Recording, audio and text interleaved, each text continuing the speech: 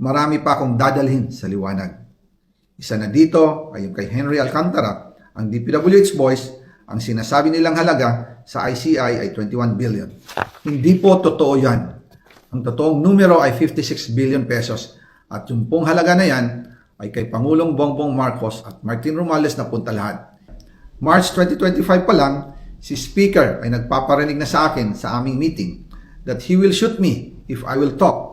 At pagkatapos niyang sabihin sa akin in a phone call na don't come home, we will take care of you, tumawag ulit si Speaker Martin at sinabihan niya ako na pag umuwi ako will be dangerous.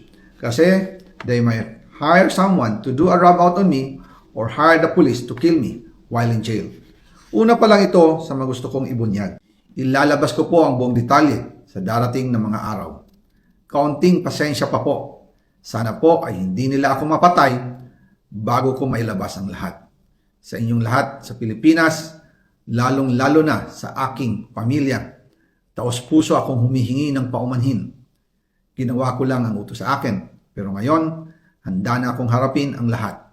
Uulitin ko po, yung pong pera, wala pong napunta sa akin. Dumaan lang po ang pera sa akin para i-deliver kay Speaker Martin Romualdez at Pangulong Marcos. Salamat sa inyong pag-unawa.